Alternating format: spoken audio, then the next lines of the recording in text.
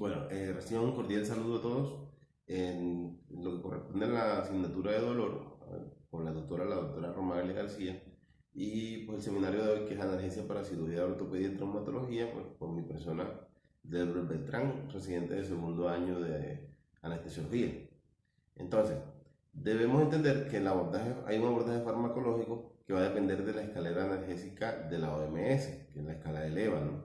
Entonces, donde vamos a tener un dolor leve, donde el EVA va de 1 a 3, y aquí en este primer escalón vamos a utilizar analgésicos no opioides, AINES, paracetamol e inhibidores de la COX-2. Tenemos un dolor moderado que va un EVA de 4 a 6, en donde nos corresponde el segundo escalón, en donde vamos a utilizar opioides débiles como codeína, dihidrocodeína, tramadol. Podemos asociarlo a medicamentos del primer escalón en determinadas situaciones. Adicional a esto está el tercer escalón, en donde el dolor es severo y tiene un EVA de 7 a 10, y los opioides que se utilizarían aquí son opioides potentes, como la morfina, el fentanilo, la oxicodona, metadona, entre otras. Y podemos asociarlo al escalón 1 y al escalón 2 dependiendo de las diferentes situaciones que se puedan presentar. La analgesia debe ser multimodal en lo que cabe, ya que podemos utilizar técnicas regionales o técnicas no farmacológicas. La anestesia regional hoy por hoy desempeña un papel muy importante en el tratamiento del dolor por trauma, con el objetivo de la disminución de los días de estancia hospitalaria, los días de recuperación, de rehabilitación y de un alta precoz, que eso minimizaría los costos. Las técnicas regionales son parte de una estrategia multimodal y deben incluir al paciente como protagonista de su proceso de recuperación y o rehabilitación. Recientemente, el surgimiento del uso de bloqueos nerviosos continuos para el control del dolor agudo postoperatorio ha tenido mucha importancia. Las técnicas farmacológicas vamos a utilizar opioides, AINES, agonistas alfa-2, bloqueadores NMDA y antidepresivos, entre otros, ¿no? Entonces, si clasificamos como dolor severo, vamos a tener que podemos utilizar vía epidural, combinaciones con el ácido con anestésico local más fentanilo, y esto lo podemos hacer por 5 días. Y podemos también tener como opción secundaria la morfina. Tenemos también la analgesia controlada por el paciente, la PSA. Cuando el EVA es mayor de 6, utilizamos opioides fuertes más AINES. Cuando el EVA es menor de 6, utilizamos opioides débiles más AINES. Y también nos queda herramienta bloqueos de nervios periféricos o de plexus. Y lo hacemos con infusión continua de UPI o leobupivacaína, y podemos ayudar con clonidina o desmetomidina. Cuando el dolor es moderado, vamos a tener como herramientas la analgesia epidural con opioides fuertes más anestésicos locales. Eso lo podemos utilizar de 3 a 5 días. Cuando lo hacemos a través de la vía subaracnoidea, lo hacemos con opioides, fentanilo, morfina y anestésicos locales, combinación de estas, ¿no? Y bloqueos del plexo, llámese lumbar o periférico, lo hacemos con anestésicos locales más clonidina o más desmetomedina. Si el EVA va de 4 a 6, la analgesia endovenosa con opioides fuertes podemos hacerla con AINES, acetaminofén o dipirona. Y si el EVA es menor de 4, utilizaríamos opioides débiles más AINES. El dolor leve, cuando se presenta, podemos hacerlo con bolus subaracnoideo preoperatorio basado en opioides fuertes más anestésicos locales. Podemos utilizar AINES más opioides débiles, o podemos utilizar el bloqueo del plexo más nervios periféricos con un catéter continuo por 3 días. El tratamiento analgésico postoperatorio tiene unas características. Debe tener esta analgesia postoperatoria una flexibilidad, una individualización de cada paciente, debe ser basado en evidencia científica, o sea, nada de ponernos a improvisar, y una idiosincrasia del medio. En lo que corresponde entonces ya, cuando individualizamos miembro superior y miembro inferior en traumatología y ortopedia, tenemos que hay unas patologías quirúrgicas características del miembro superior, como pueden ser patologías del manguito rodador, lesión de Bankart, fracturas proximales, luxaciones acromioclaviculares y artroplastia total de hombro. Si es miembro superior, vamos a tener varios tipos de cirugías abiertas o cirugías artroscópicas. Como sabemos, las artroscópicas son más inocuas, o bueno, menos dañinas para el paciente. Las cirugías abiertas tienen un dolor agudo postoperatorio severo de duración al menos de 24 horas. Las cirugías artroscópicas van a tener un dolor agudo postoperatorio moderado de una duración de 24 horas, una rehabilitación dolorosa, y la cirugía artroscópica ambulatoria va a ser de corta estancia hospitalaria o alta precoz. En el miembro superior tenemos métodos para el control del dolor agudo postoperatorio.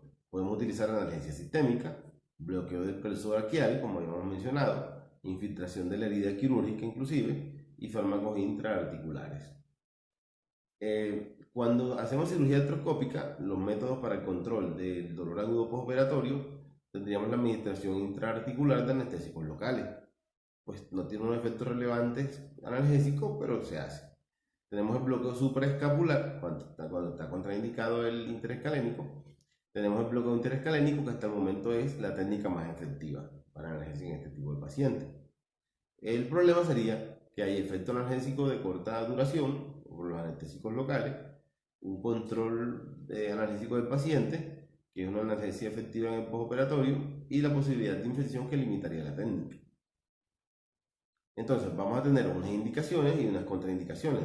Entre las indicaciones tenemos intervenciones quirúrgicas en toda la extremidad superior, cirugía de codo, cirugía de mano, analgesia postoperatoria en extremidad superior. Y entre las contraindicaciones tenemos la negativa del paciente, como primero, la infección del sitio de punción, las alergias a anestésicos locales, la distorsión anatómica en zona de punción, alteración de la hemostasia y pacientes con enfermedad respiratoria. Estos pacientes debemos hacerlo siempre bajo monitorización y pues se recomienda la sedación, que la hacemos con midazolam a 0.03 miligramos por kilogramo de peso y con fentanilo una dosis de 50 microgramos. Los materiales que utilizamos para este tipo de bloqueo, un electroestimulador o neuroestimulador, vamos a utilizar un ecodoppler para ecoguiar. En este caso, pues el neuroestimulador debe tener una aguja punta roma más o menos de 50 milímetros o 5 centímetros. El estimulador de nervio periférico y electrodo de superficie. Agujas de infiltración local, gasas, guantes estériles para todo lo que corresponde a la celsia y la anticelsia. Obviamente los anestésicos locales y regla y rotulador de estéril para dibujar las referencias de superficie. Bueno, para este tipo de bloqueos del plexo braquial está el abordaje interescalénico, pues debemos saber una técnica. La técnica empleada es la técnica de Uhlenkampf. El paciente debe estar en posición de cúbito supino, con la cabeza girada hacia el lado contralateral y con el brazo en abducción, en paralelo al eje del cuerpo y con una discreta tracción caudal del paciente. Se puede colocar un paño enrollado entre las escápulas de tal modo que se acorte la distancia entre el plexo braquial y la piel. Si lo hacemos ecoguiado, el paciente en decúbito supino, con la cabeza lateralizada al lado contrario del sitio que vamos a realizar la técnica anestesia, como lo vemos en la imagen. Es aconsejable sedar adecuadamente al paciente, ya lo hemos mencionado, realizar asepsia y antisepsia de la zona. Colocaremos la sonda transversal al eje longitudinal del cuello y la orientaremos para determinar qué es medial y qué es lateral en la imagen ecográfica. Obviamente, una cosa es la teoría y otra cosa es hacerlo en la práctica, que sería la forma idónea para aprender. A nivel interescalénico, entonces el abordaje en la técnica, ya tenemos la posición, vamos a hacer el abordaje en donde con la imagen ecográfica debemos representar o identificar lo que es el tejido celular subcutáneo, los músculos, troncos nerviosos, la arteria carótida y la vena yugular interna, como lo vemos en la imagen. La técnica de localización, vamos a tener una supraclavicular y una del nivel medio clavicular. La supraclavicular, si fijamos nuestra atención en la arteria, pues vamos a ver una imagen anecoica pulsátil. Lateral a la misma vemos un conjunto de imágenes anecoicas, como racimo de uvas, que se corresponden con el plexo a nivel supraclavicular. Si seguimos estas imágenes desplazando nuestra sonda hacia craneal, podemos observar cómo este racimo cambia de forma disponiéndose verticalmente. Colocaremos la sonda transversal al eje longitudinal del cuello a nivel de la línea media. Desde esta posición nos deslizaremos hacia lateral, identificando las distintas estructuras hasta la localización del plexo braquial. En videos anteriores, cuando en las clases de anatomía, pues, vimos ejemplos de esto. Tenemos entonces el bloqueo del plexo braquial en el mismo abordaje interescalénico ecoguiado. Ya localizamos el plexo. Si vemos esta imagen, la flecha indica el sentido de desplazamiento de nuestra sonda, de derecha a izquierda en esta imagen. Vamos a encontrar la arteria carótida, la vena yugular interna, identificaremos la tráquea, lóbulos tiroideos, arteria carótida, vena yugular interna, masa muscular del escaleno anterior. Todas estas estructuras anatómicas son referencias para este tipo de abordajes. La técnica de punción, entonces, podemos abordar el nervio a ese nivel, en plano, la aguja longitudinal a la sonda, o fuera de plano con la aguja transversal a la sonda. Profundidad de unos 3 a 4 centímetros dependiendo de cada paciente, ¿no? Ahí se deriva la individualización del paciente. El volumen anestésico, algunas literaturas recomiendan que colocaríamos anestésico local de 12 a 15 mililitros o de 25 a 30 inclusive cuando utilizamos el neuroestimulador. Entonces, bueno, como vemos en esta lámina tenemos unas complicaciones cuando realizamos el bloqueo del plexo braquial en el abordaje interescalénico. Podemos presentar neumotórax, ocasionar punción de la arteria subclavia, parálisis del nervio frénico, parálisis del nervio laríngeo recurrente, bloqueo simpático, anestesia espinal e inyección intravascular. En el abordaje axilar tiene unas indicaciones para este abordaje para el bloqueo del plexo braquial. Es la cirugía de codo, antebrazo, muñeca y mano. Analgesia en rehabilitación, analgesia en la movilización de un miembro doloroso. Los métodos para el control de la articulación del dolor agudo postoperatorio en la articulación del hombro. Entonces, como conclusiones, tenemos que el bloqueo interescalénico continuo durante 24 a 48 horas es una técnica efectiva en cirugía abierta y en reemplazos articulares. El bloqueo interescalénico en punción única es una técnica efectiva en cirugía artroscópica y la infiltración intraarticular de anestésicos locales asociada a la administración subacromial mejora la efectividad en las primeras horas. Y el bloqueo del nervio supraescapular es más efectivo que los anestésicos locales intraarticulares. Entonces, siguiendo con articulación de la cadera, tenemos que lo que se puede ocasionar aquí es una fractura de cadera, lo cual va a necesitar una prótesis total de cadera. Si el paciente es mayor de 70 años, vamos a tener que descartar patologías asociadas. Si tiene una mortalidad en el año de un 22 o un 29%, y 1 de cada 3 vuelven a su nivel de independencia. El dolor agudo postoperatorio, según el procedimiento quirúrgico y el tipo de fractura, pues va a ser diferente. Si el paciente tiene menor de 70 años, el dolor agudo postoperatorio moderado a severo se va a presentar en reposo y va a tener una duración de 24 horas.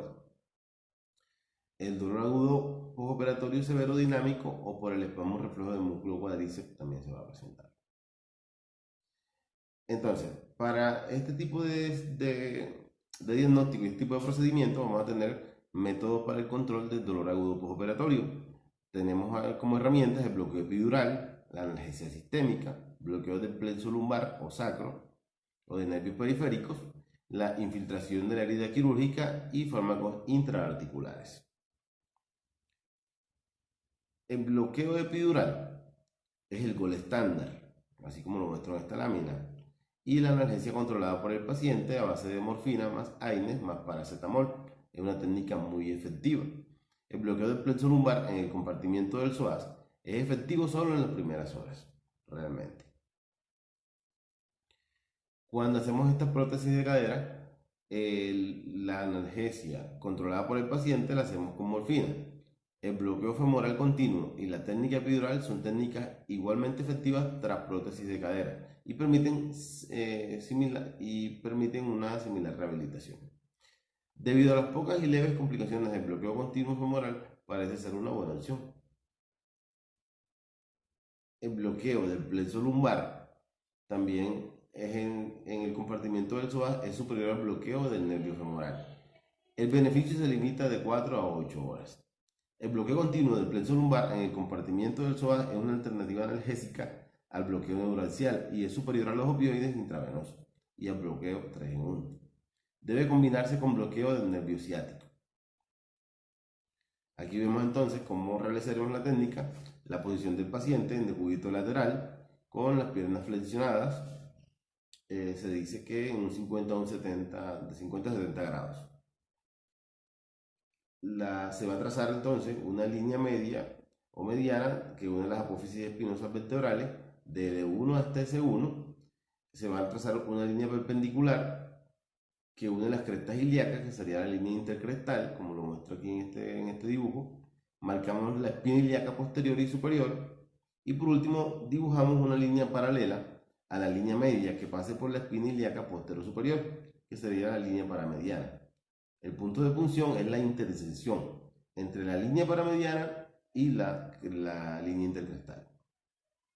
Eso lo habíamos visto en anatomía, así que estamos ubicados. El segmento de la línea intercrestal, que queda entre las líneas mediana y paramediana, se divide en 3 fragmentos y en la unión de los 2 tercios internos con el tercio externo se encuentra el punto de punción. Este punto correspondería a la proyección de la apófisis transversa de L4. En este momento redirigimos entonces la aguja en sentido cefálico o caudal no más de 2 centímetros, atravesando piel, tejido celular subcutáneo, grasa, músculos erectores de la columna y llegando pues hasta la apófisis transversa. Bueno, si después de 6 a 8 minutos no hemos alcanzado el plexo ni contactado la apófisis transversa, no debemos progresar más de 6 a 8 centímetros, porque lo adecuado sería sacar un poco la aguja y redireccionar.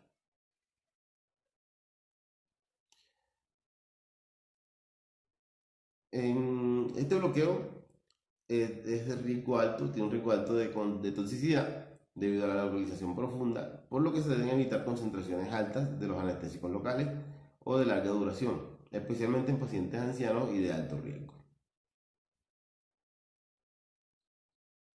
En la articulación de la cadera tenemos que el bloqueo del plexo lumbar puede tener unas complicaciones.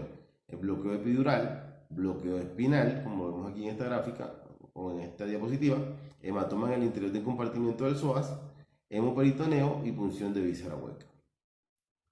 Tenemos entonces que ese bloqueo del nervio femoral va a tener unas indicaciones, procedimientos en la región anterior del muslo, rodilla y cara anterointerna de la pierna. Analgesia postoperatoria en fractura de fémur, reconstrucciones patelares y plastias de ligamento cruzado anterior, artroplastias totales de rodilla. Y la técnica efectiva es una técnica muy efectiva para el control de dolor con pocos efectos secundarios. Las contraindicaciones serían alteraciones graves de la coagulación, alergia a anestésicos locales, infección cercana a la zona de punción, rechazo de la técnica por parte del paciente, enfermedades neurológicas o musculares por las posibles repercusiones jurídico-legales. Para realizar entonces el bloqueo del nervio femoral, en la técnica tenemos la posición del paciente, lo vamos a tener en decúbito supino con la pierna extendida en posición neutra, así como lo vemos en la imagen. Ubicamos el ligamento inguinal que va desde la espina ilíaca anterior y superior hasta la sínfisis del pubis. Ubicamos pulso de la arteria femoral. El punto de punción se encuentra de 1 a 2 centímetros, así como lo muestra este dibujo, por debajo del ligamento inguinal y de 0.5 a 1 centímetro por fuera de la arteria.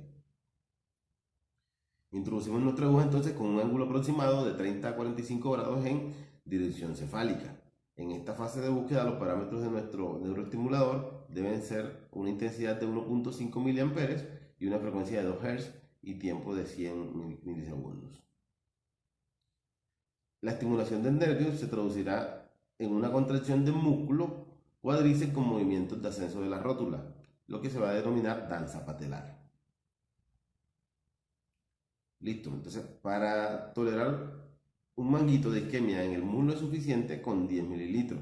Sin embargo, los autores utilizan volúmenes mayores de anestésicos locales, se dice que de 20 a 25 mililitros, ya que este anestésico se extenderá lateralmente por debajo de la fase ilíaca hasta alcanzar el nervio femorocutáneo, encargado de la sensibilidad de la cara lateral del muslo.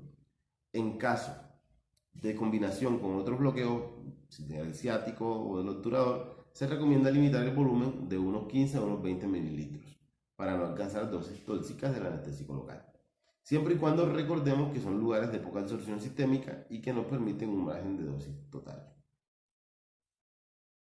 Las complicaciones que se nos pueden presentar en este tipo de bloqueo serían el hematoma, en un 10%, la inyección intravascular accidental, la neuropatía y la infección. Entonces, la infiltración de la herida quirúrgica también es otra técnica que podemos utilizar, más administración intraarticular de anestésico local. Esto reduce el consumo de opioides y efectos adversos relacionados con su uso, reduce la estancia hospitalaria, mejora la movilización temprana y la complicación más grave es la infección de la articulación y retraso de la cicatrización. O sea, sería menos severo, pues. La administración de opioides en el espacio subaracnoideos sería pues con morfina en bajas dosis, se dice que de 0.1 miligramos, serían eficaces en las primeras 24 horas y sería bien tolerado. Las enfermedades más frecuentes, las enfermedades asociadas o los efectos adversos más frecuentes serían las náuseas, vómitos, prurito y retención urinaria, lo cual hay que estar muy pendiente. La más grave sería la depresión respiratoria tardía. Y bueno, entonces, en conclusión, tras una anestesia espinal, la analgesia controlada por el paciente con morfina más AINE más paracetamol puede ser considerado la técnica más efectiva. El bloqueo femoral continuo puede ser una técnica efectiva con pocos y leves efectos secundarios o efectos adversos, y el bloqueo en el compartimiento del psoas puede ser una técnica efectiva pero con efectos adversos graves. La analgesia epidural es una técnica eficaz pero con efectos adversos graves. Y bueno, entonces los métodos para la articulación de la rodilla, métodos para el control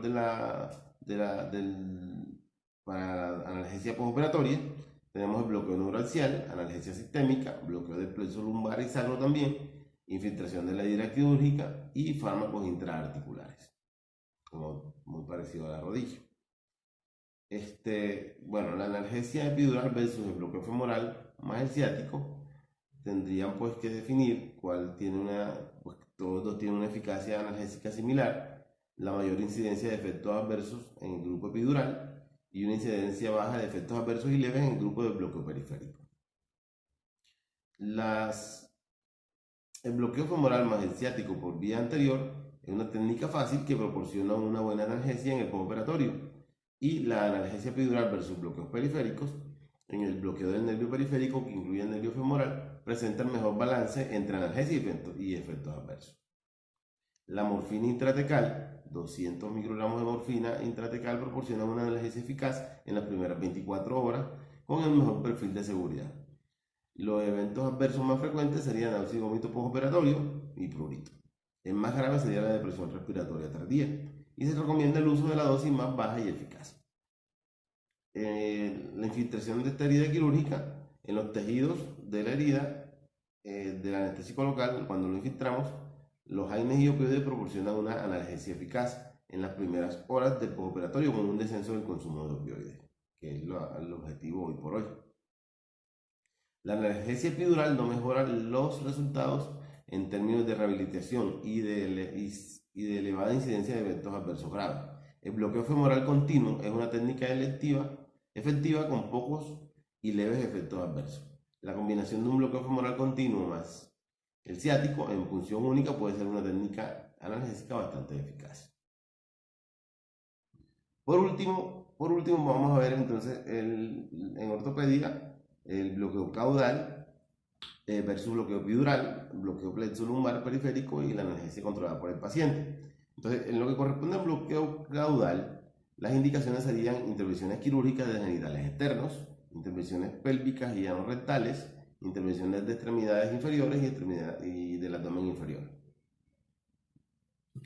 El nivel que alcanza el bloqueo depende del volumen en estos casos, la intensidad de la concentración del anestésico local, la duración del tipo de anestésico local y de los ayudantes que utilicemos.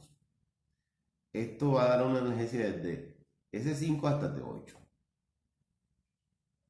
Podemos utilizarla en lactantes y en niños pequeños menores de 8 años. Entonces, el elemento anatómico más importante, como lo vemos aquí en este dibujo, es el hiato sacro. Entonces, hacemos un vértice de un triángulo equilátero invertido con punta hacia abajo, cuyos ángulos superiores son las espinas ilíacas postero superior, y hiato se identifica como depresión entre dos prominencias óseas en la parte posterior inferior del sacro, siguiendo la apófisis espinosa hasta debajo de la articulación sacrocolcigia. Entonces, la técnica, el paciente lo ponemos en posición de cúbito lateral, identificamos el hiato sacro, como ya lo habíamos dicho, introducimos la aguja con un ángulo de 45 grados, se atraviesa el ligamento sacrococcigio, encontramos pérdida de la resistencia y se entra al canal sacro. En los recién nacidos, 10 milímetros de distancia más o menos. La inyección lenta de la mezcla de 0.7 mililitros por segundo. Y las agujas que se utilizan aquí en este caso del bloqueo caudal se hace con aguja número 20-23 con bisel y 45 grados catéter. Así como lo vemos aquí en este dibujo. En la primera imagen de esta vemos relaciones anatómicas para el bloqueo caudal, en la segunda el bloqueo caudal propiamente, en posición prona también que se puede, el bloqueo caudal en posición lateral que también lo podemos hacer, y el bloqueo caudal con agujas tujoy. En la figura número 4 vemos la inserción del catéter en la cavidad peridural para anestesia y analgesia postoperatoria por vía caudal. Y bueno, entonces el bloqueo caudal, vamos a tener un volumen de anestésico local dependiente del peso, edad y de la altura. Si es a nivel sacro, vamos a utilizar de 0.5 mililitros por kilogramo de peso. Si es a nivel lumbar, 1 mililitro por kilogramo de peso. Y si es nivel torácico, nivel torácico medio, 1.25 mililitros por kilogramo de peso. Y bueno, espero que haya sido bastante pues clara la charla y pues vamos a discutirlas entonces en el foro chat una vez veamos todo esto.